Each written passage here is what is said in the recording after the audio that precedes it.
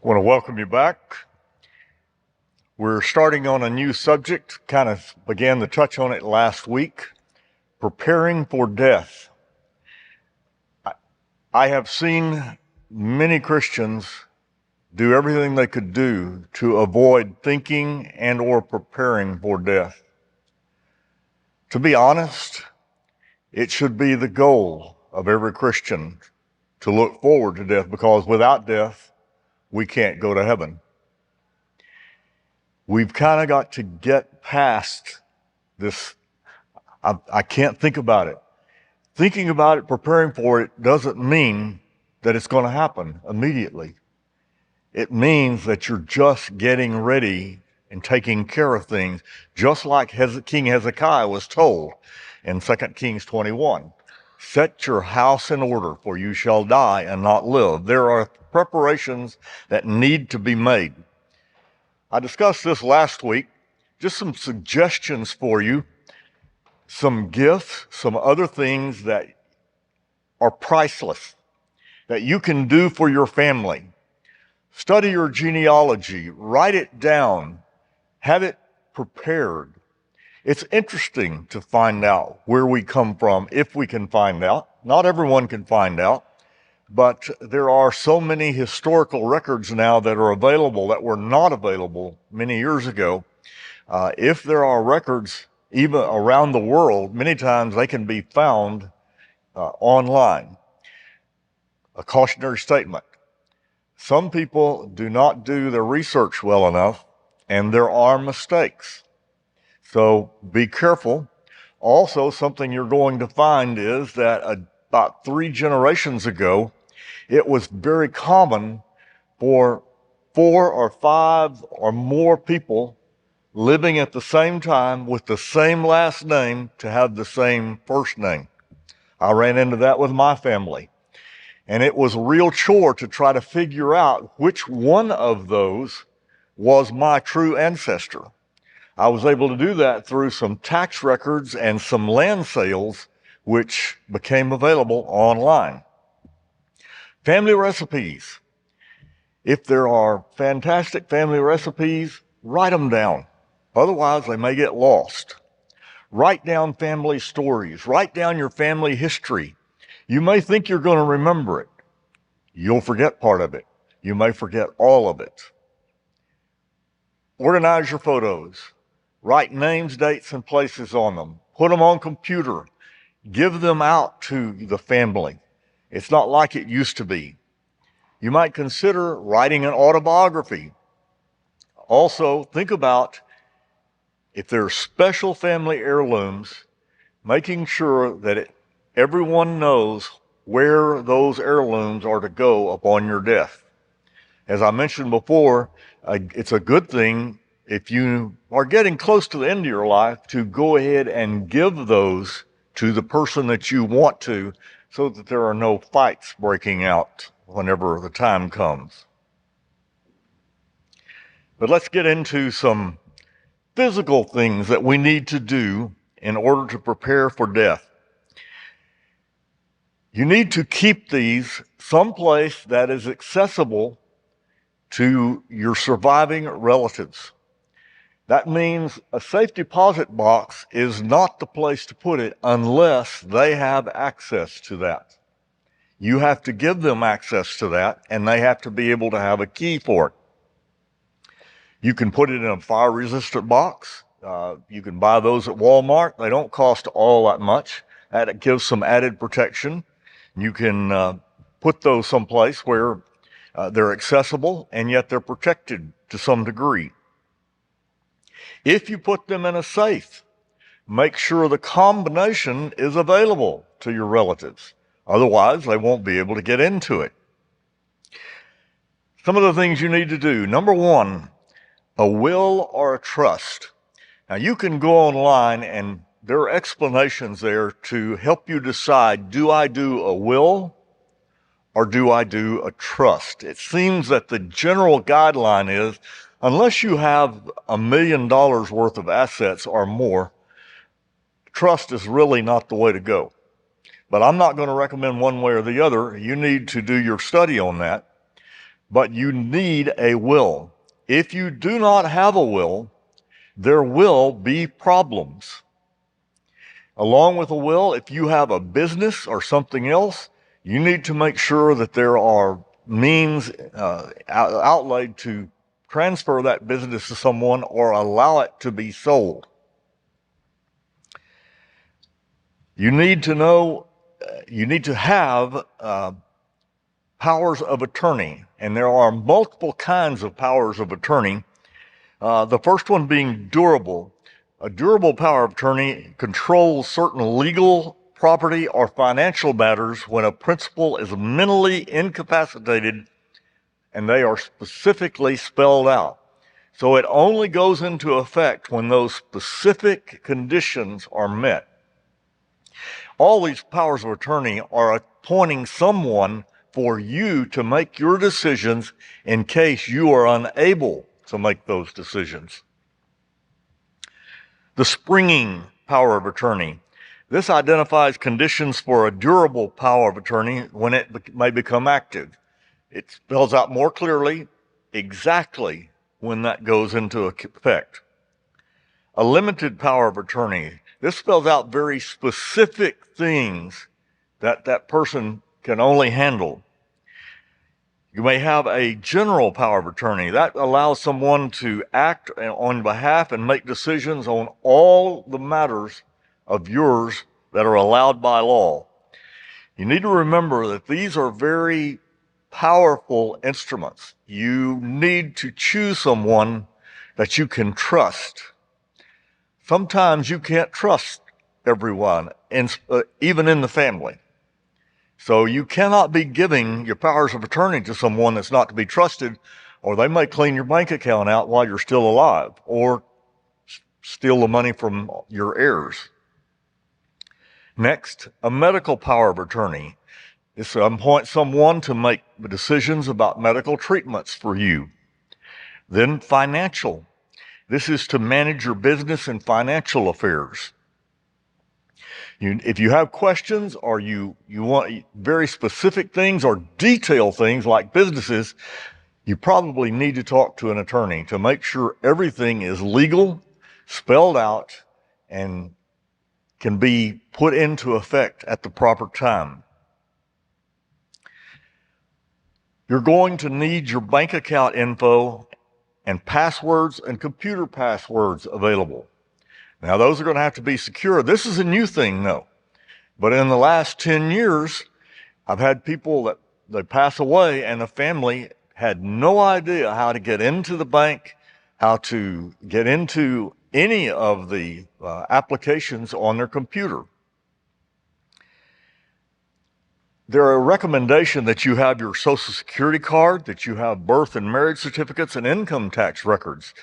I'm not entirely sure all the time what some of those are needed, but just keep that in mind.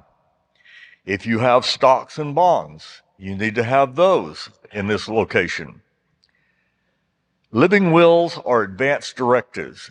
This is the same thing, but different words. A living will is something that spells out what you want done in case you are no longer able to take care of yourself and you have no likely, you're not able to function anymore. I have some blanks. I forgot to bring them out, but I have some colored blanks which are good for the state of Florida. You can take those and use those. I made some copies so that if you just want to take one home and look at it, you need to look through it. It will take you step by step how to make a decision about something. It will tell the doctors, your relatives, everyone else concerned what you want done if you might be near death. Do you want extreme measures to be taken to save your life? Or do you not want those things to be done? And there are degrees of that listed in a living will or advance directive. Here's a lesson I almost learned the hard way with my own mother. When you have a relative that may be near death, Number one, make sure they have an advance directive if they're in the hospital. If they have to be transported to another location, make sure that the transport will accept that advance directive, or if you have to have another one. If they are being transported to hospice, make sure to see if hospice needs another one. I ran into that. Thank goodness I found out before it happened, before my mother was to be transported. I said, I want that advance directive in the ambulance. Oh, well, they won't accept it. Then before you move her, I want an advance directive the ambulance will accept. We knew she was near death. She made it clear that she didn't want any extreme measures taken. One of the things you need to be aware of, if there is a advance directive and the instructions are they do not want life-saving measures taken, do not call an ambulance. If they come, they will give life-saving measures. If someone's on hospice, let's say they're at home, you put that advance directive on the wall right by their bed so it can be seen by everyone. Hospice will generally work with you. They know, and hospice is fantastic. I've only run into one instance where there was an issue with hospice. Sometimes with medical personnel, you run into other issues. Some relatives may choose to override your advance directive, and they can get away with it. So if you have strong feelings about what you want done, you need to make it quite clear. After what I've seen, I've told my family, if I'm not going to survive, if I'm not going to have quality of life, do not take extreme life-saving measures. None of us are getting out of this world alive. Why prolong it? I don't want to leave my family with a huge medical bill. I don't want to have them spending days or weeks or months in a hospital room or by my bedside. Let me go. I've prepared as well as I can that they be taken care of. You need to have documentation if you are an organ donor. If here in Florida, that needs to go on your driver's license. The family needs to know about that. If you are somehow, let's say, hurt in an automobile accident, and you may be brain dead, but the machines are still keeping you alive, there will be decisions made about when and where to harvest your organs. Here's another cautionary point. This has happened twice with our members. When the individual comes that works with the company to harvest the organs, do not let them push you into making a sudden decision. Period. I just about threw a man out of a hospital one time because of his insistence. In that particular case, the individual was brain dead and had been for a while, but the family had not yet understood or accepted the patient's condition. And they were not ready to make that decision. That same man I encountered about 2 months later. I immediately went to the surviving spouse, and I told him, I said, you better be careful about this man. He's going to want to push you because he wants those organs now.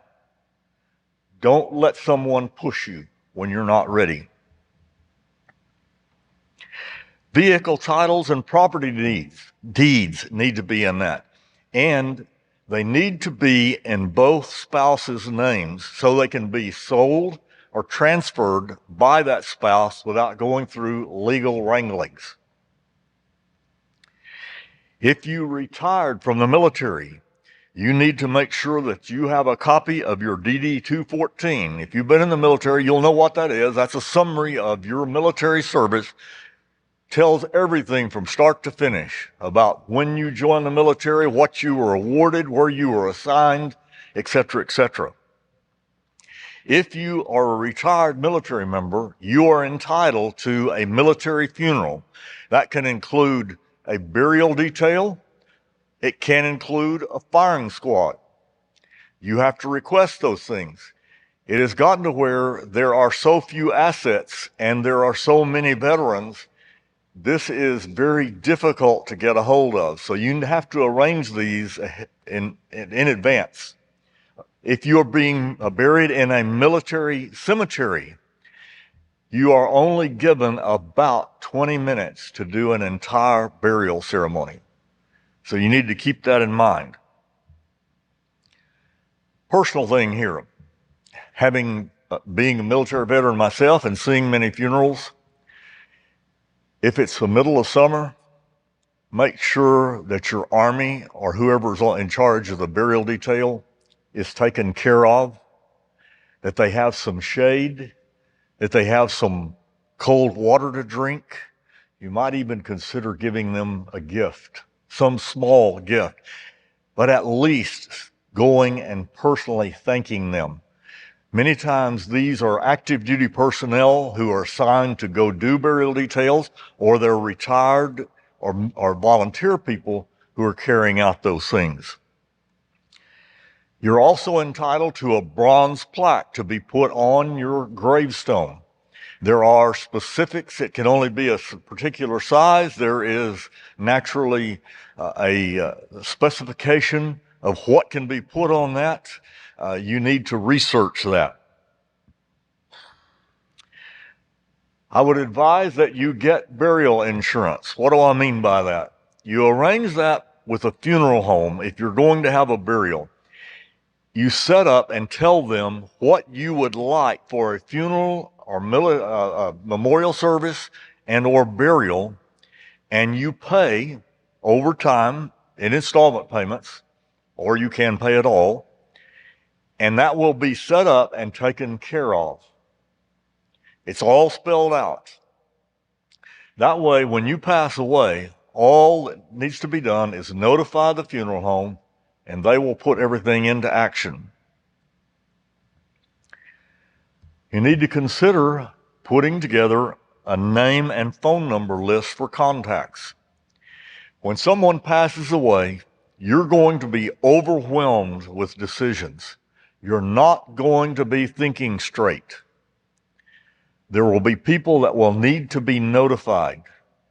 It would be very, very helpful if you at least have some sort of list with names and phone numbers of who needs to be called in case of someone's death. Not necessary, but it's very helpful. Write an obituary. I have written my own obituary. It'll be there if they want to use it. I have tried to make fun of myself in as many ways possible, and I'll cover that a little bit later on. It's another thing that the family won't have to do in the middle of grieving if it's done already. Remember, in this day and age, for the obituary, do not put in birth dates or personal data that can be used for identity theft. That's an issue that we have to worry about nowadays. Next, do you want to be buried or cremated? You need to let your relatives know. Do you want to be buried in some particular kind of clothing? Do you want to be buried in your military uniform? Do you want your body donated to science? We've had some members who do that. Do you specify that you do not want your body to be embalmed? That means it must be buried, I think, within 48 hours. I've run into that. That's all personal decisions. In the particular case where the individual specifically said they did not want their body to be embalmed, they called me and said, "Will you help me prepare for my funeral?" And I did. We put everything together as much as we could. Whenever she passed away, the relative called me, very hysterical, not good presence of mind, and said, "What do I do?" And I said, don't worry. I've got it all where it's all spelled out. And I handed them all the information that we had put together. If you're going to be buried, where? Again, if military cemetery, there are requirements to meet that. You must purchase a burial plot if you're going to be buried. If you're going to be cremated, you're going to have something. You're going to have to have a box or an urn. Do you want an urn? You can have those purchased ahead of time or have them paid for ahead of time. Is there some way that you want your ashes scattered, Tell the family if you have things that you want done. Do you want a headstone? Is it to be a ground level headstone or one that sits up above the ground?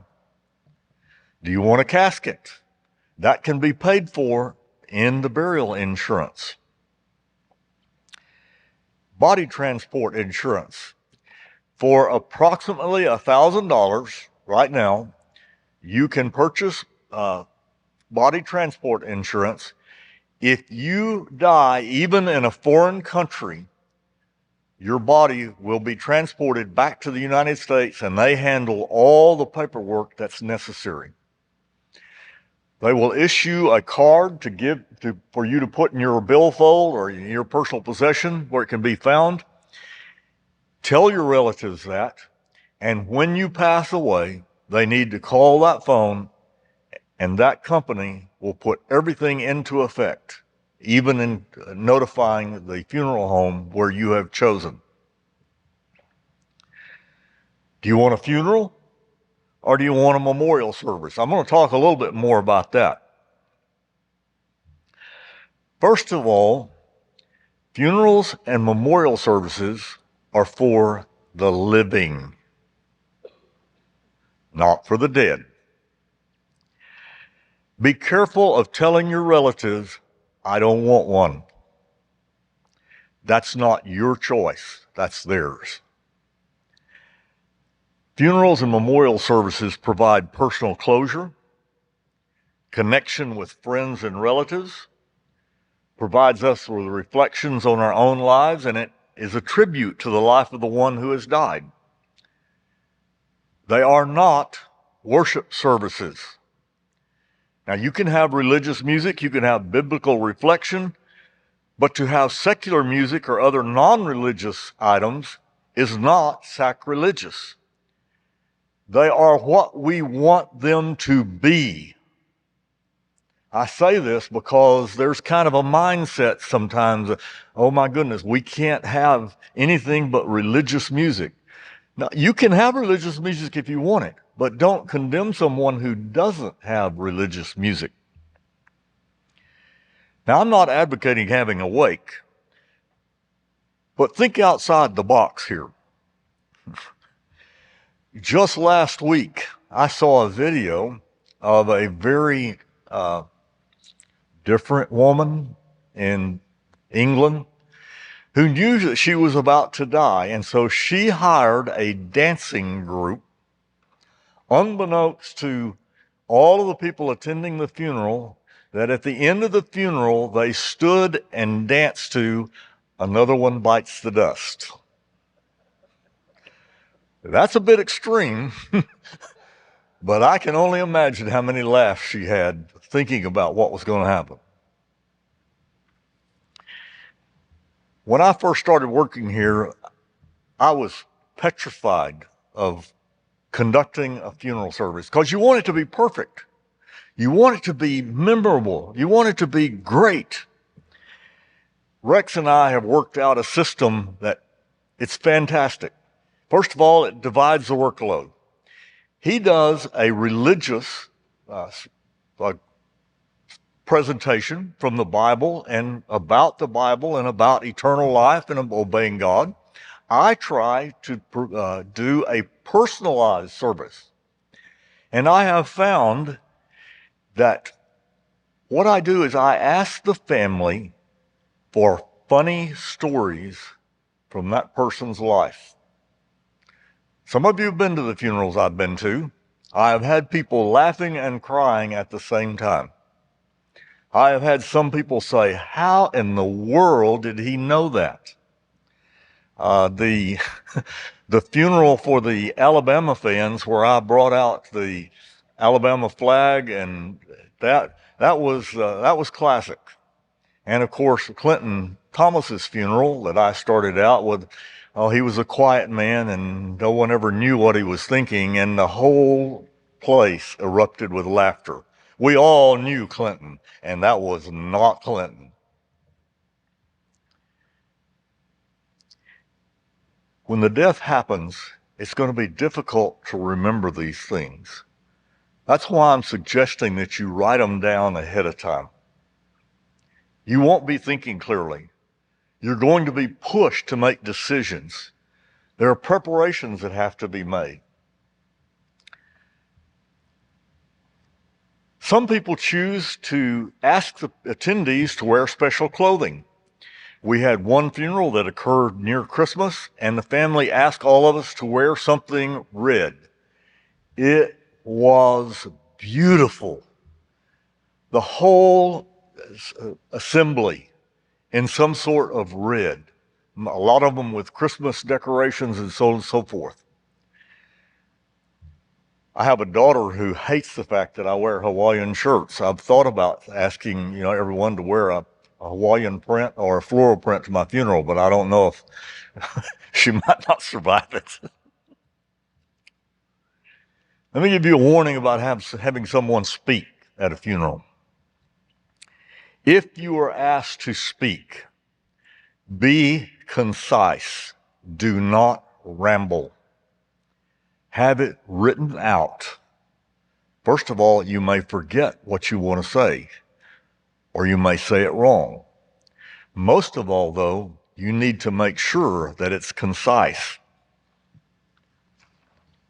You need to be aware of time constraints. I've said again, military funerals and other things, there's only a specific time available.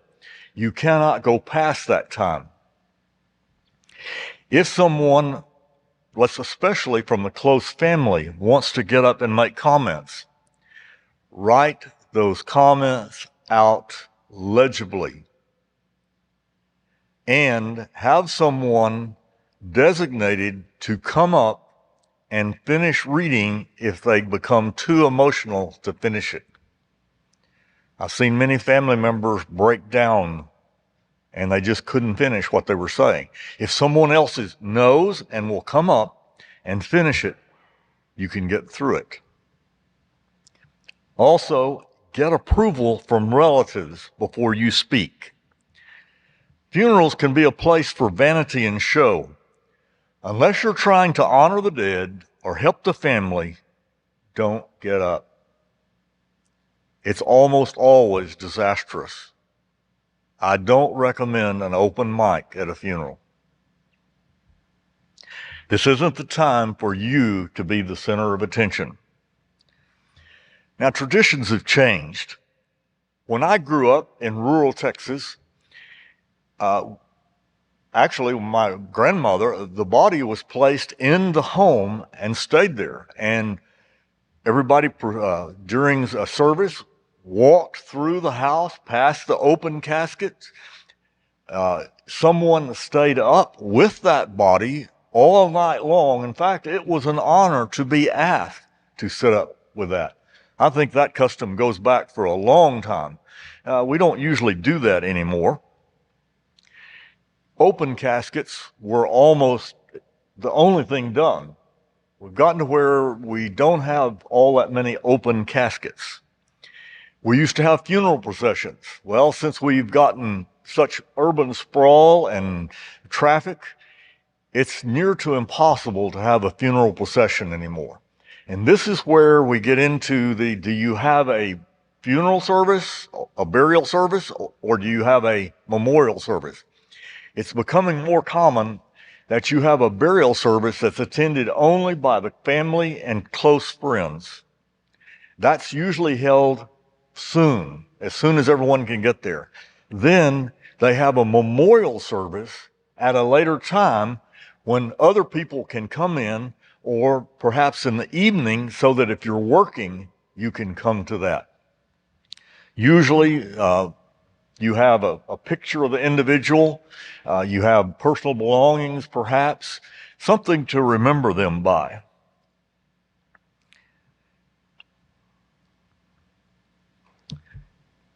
Have you made your peace with God? We're starting to get into some very, very personal things here. These are the things that I deal with frequently. You need to make your peace with God. You should already actually be at peace. That doesn't mean you won't have some concerns, that you may have some apprehensions, but you should not be terrified. And I'll talk a little bit more of that later. Have you confessed sin and asked for forgiveness? It's just a biblical thing. We're supposed to do that all the time. Is there something that you're not sure of? Something that maybe no one else knows about? Ask for forgiveness. Confess it to God. Get it over with. God says if you do that, you will be forgiven. I want to cover a couple of biblical examples. Coming from Job 1 through 5. In the land of Uz, there lived a man whose name was Job. This man was blameless and upright. He feared God and shunned evil. He had 7 sons and 3 daughters, and he owned 7,000 sheep, 3,000 camels, 500 yoke of oxen, and 500 donkeys, and had a large number of servants. He was the greatest man among all the people of the East.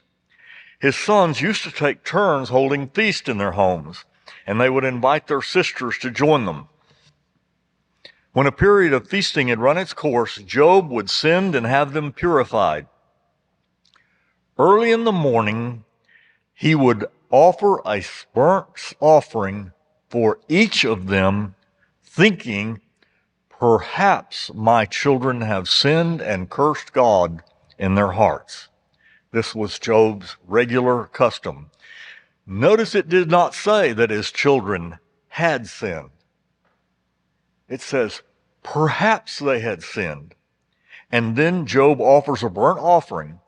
If Job's prayer and sacrifices did not necessarily result in forgiving the children in case they had sinned, then what was the purpose? The purpose is it was an appeal to God's grace and mercy for others. It shows the character and the righteousness of Job. He didn't just think of himself whenever he was praying to God. He was thinking about the spiritual state of his children as well. Do you think of others when you pray? Do you pray for the church? The elders and the deacons? The sick? There's another example of praying for others in Luke 23:32 through 33. 2 others also who were criminals were being led away to put to death with him. And when they came to the place called the Skull, there they crucified him and the criminals, one on the right and another on the left. But Jesus was saying, Father, forgive them, for they know not what they are doing.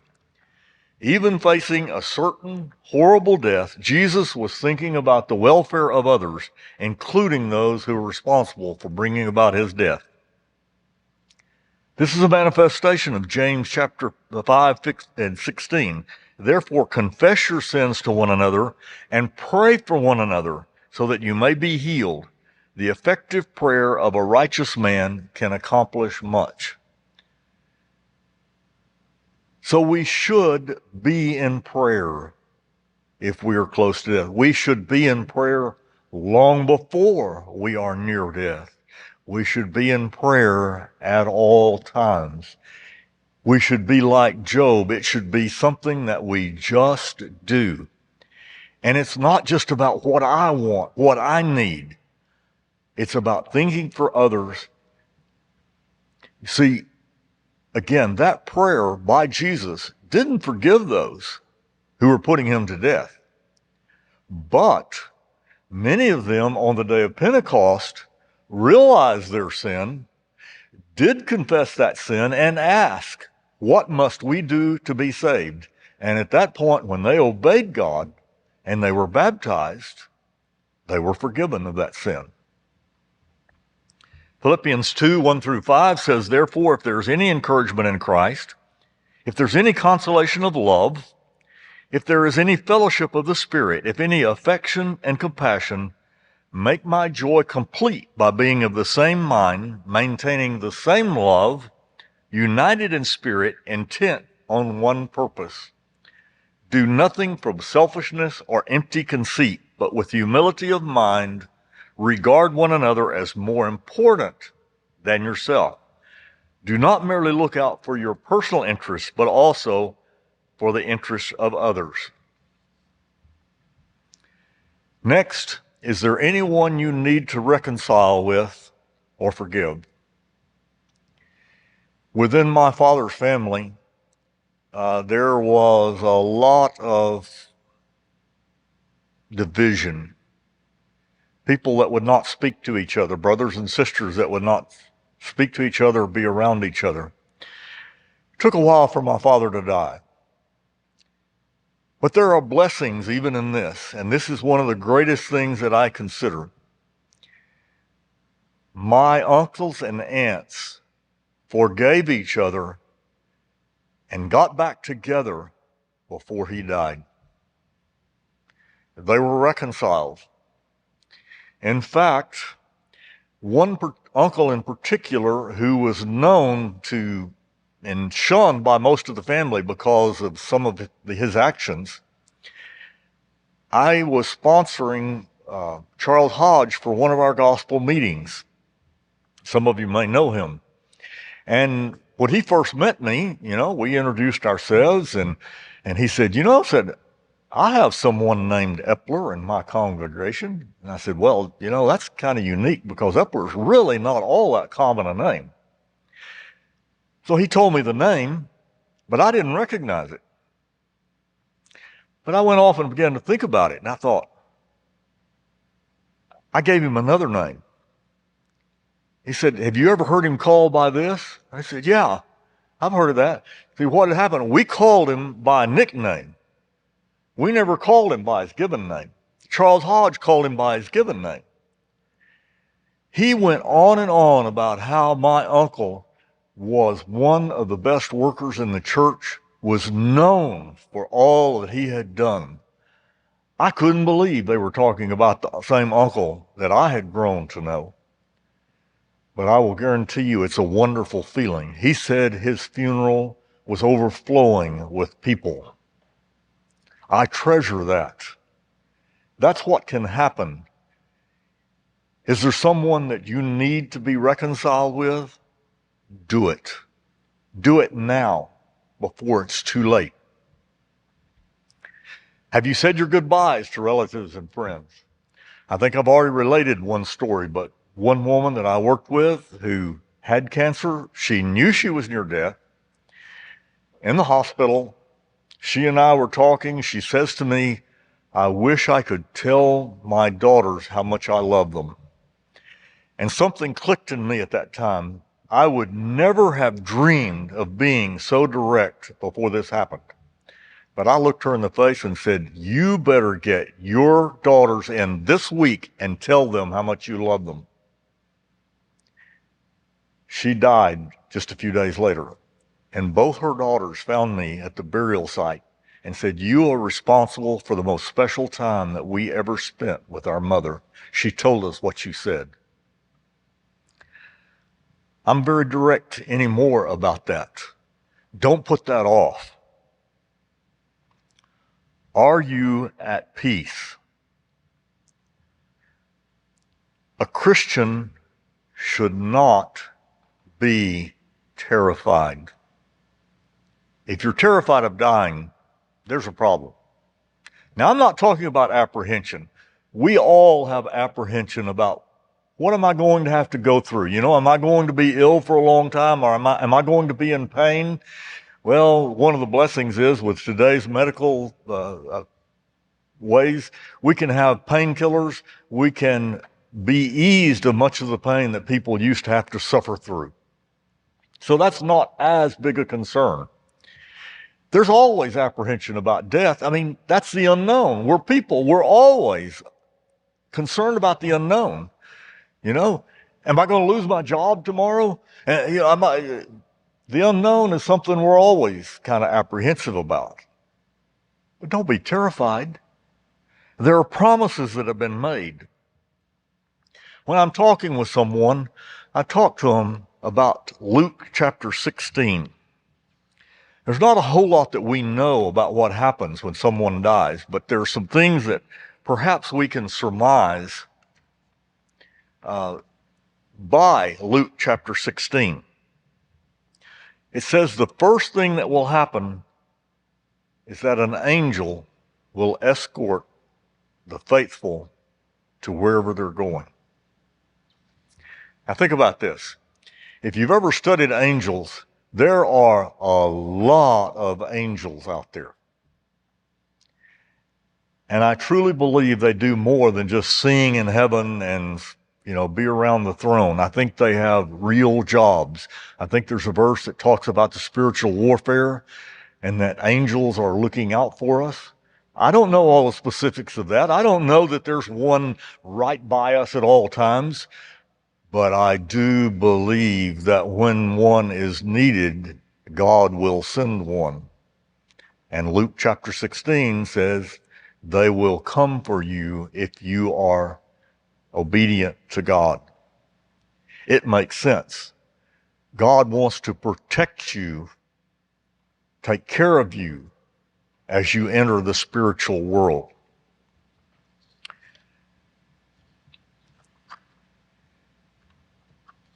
I'm going to be talking some more about that. I'm going to skip right now.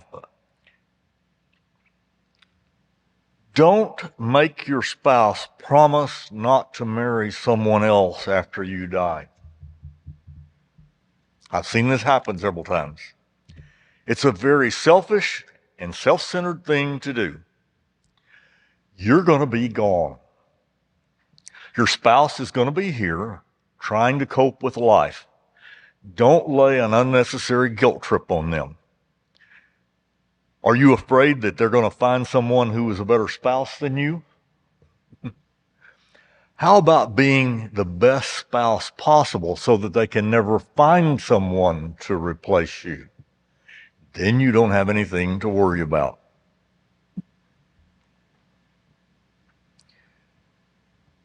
Now we're going to get deeper into some things.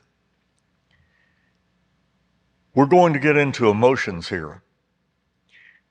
And I will tell you that this will be very difficult for me because every time I talk about this, pictures go back through my mind of all the people that I have talked with, that I have been with during their last days.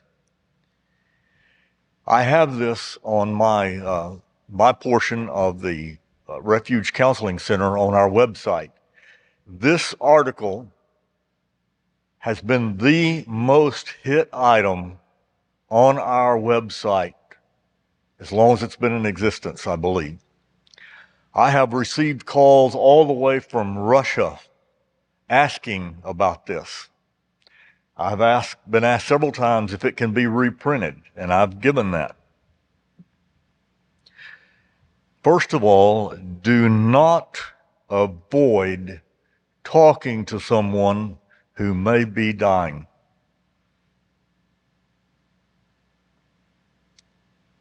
Don't do it.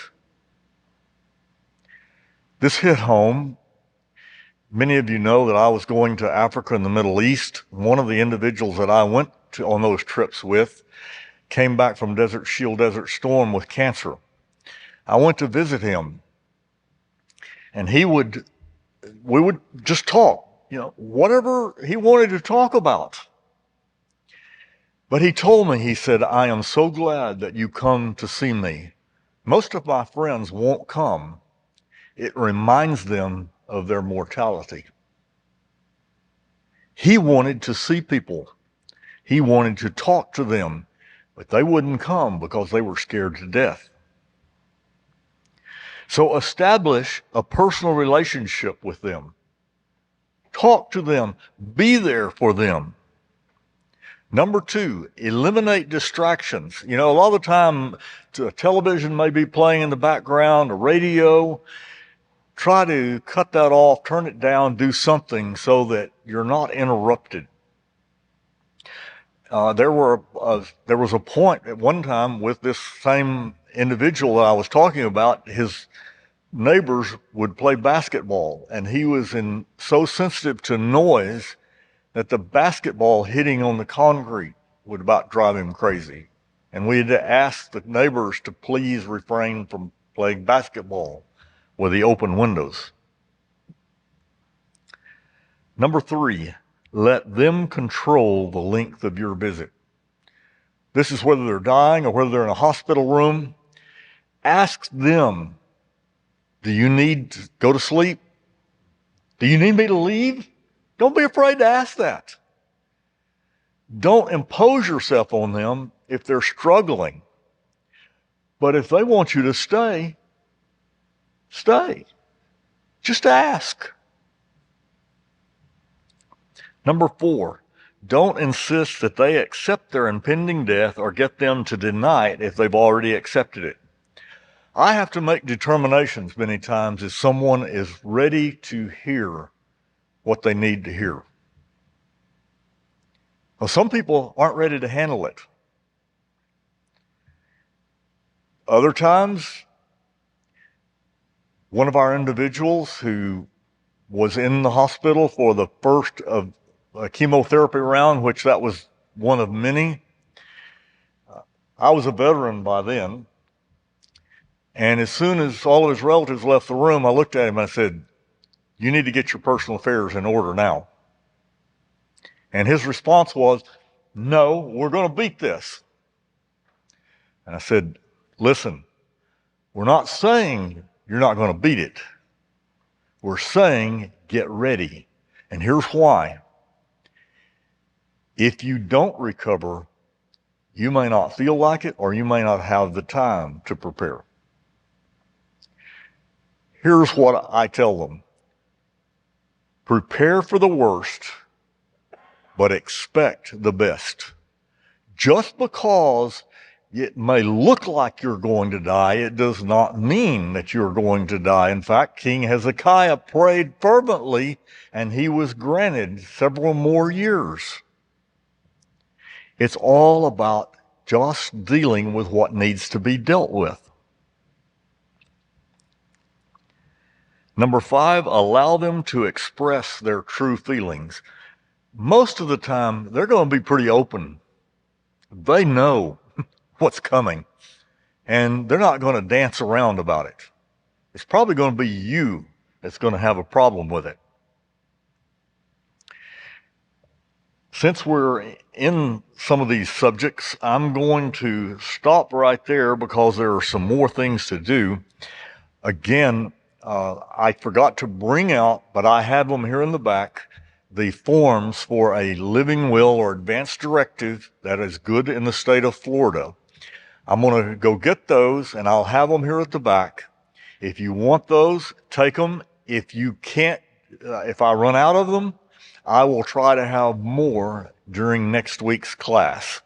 And with that, we wish you a good night and encourage you to be back again next week.